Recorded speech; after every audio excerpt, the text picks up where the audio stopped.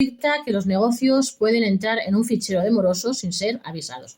Una reciente sentencia establece que no es un requisito para las sociedades mercantiles. Una reciente sentencia del Tribunal Supremo establece que no es obligatorio informar a una empresa antes de incluirla en un fichero de morosos. Esto es solo requisito para los autónomos, persona física. El Supremo dicta que los negocios pueden entrar en un fichero de morosos sin ser avisados. Una reciente sentencia del Tribunal Supremo establece que las empresas con deudas pueden ser incluidas en un fichero de morosos sin haber sido avisadas previamente. Como expertos os explicamos que en el caso de los autónomos y personas físicas sí sería un requisito, pero no lo es para las sociedades. Os explicamos que esta sentencia del alto tribunal da la razón a una entidad financiera demandada por una sociedad a raíz de su inclusión en un registro de morosos por el impago de una deuda y concluye que el requerimiento previo de pago contemplado en la normativa de protección de datos de carácter personal no resulta de aplicación a las personas jurídicas.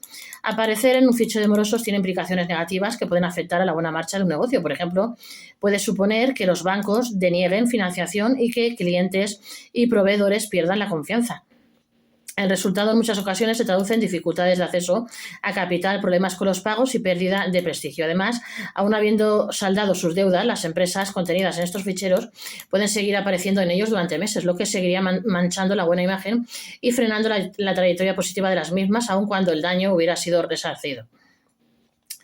Esto es posible porque la Ley de Protección de Datos, que marca muchos de los requisitos para ser incluido en uno de estos temidos ficheros, no se aplica a las personas jurídicas en toda su extensión. Concretamente, no afecta a la condición de que haya que exigir el pago de la deuda a las personas jurídicas antes de ser incluidas en el fichero. Esto, lógicamente, puede suponer que muchos negocios entren a formar parte de la lista de morosos sin ni siquiera saber la deuda que tienen o haber tenido la posibilidad de solventarla. Las sociedades no tienen por qué ser avisadas de su inclusión en una lista de morosos.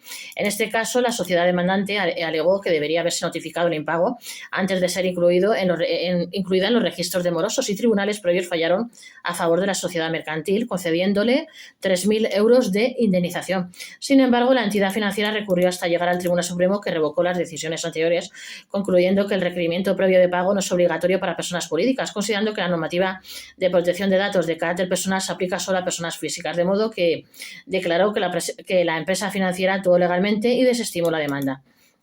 Buena parte de los requisitos que se exigen para incumplir a un deudor en una lista de morosos forman parte de la Ley de Protección de Datos y no van dirigidos a personas jurídicas, aunque otros, como que la deuda sea exigible y firme, sí.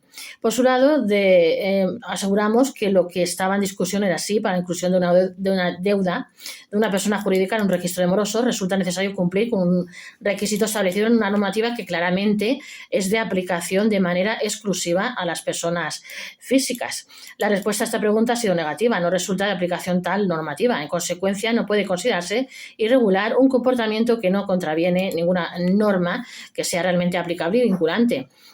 Luego están los requisitos que se deben cumplir para incluir a una empresa en un fichero de morosos. Al margen de esto, los requisitos que en principio sí se aplicarían a las sociedades para entrar en uno de estos ficheros, al menos serían los siguientes que os voy a indicar ahora: que los datos hayan sido facilitados por el acreedor o por quien actúe por su cuenta o interés, existencia previa de una deuda cierta, vencida, exigible, que haya resultado impagada, en la que la cuantía del principal sea superior a 300 euros, que la entidad que mantenga el sistema de información crediticia, el fichero, deberá notificar al afectado la inclusión de tales datos, que no hayan transcurrido 5 años desde la fecha en que hubo de procederse al pago de la deuda o del vencimiento de la obligación o del plazo concreto, si aquella fuera de vencimiento periódico. Sin embargo, a diferencia de las personas físicas, el previo requerimiento del pago de una deuda, ni tampoco lo que es el límite de 50 euros, en este caso, dependiendo del fichero, sí podría haber otros mínimos para que las empresas entren en un listado.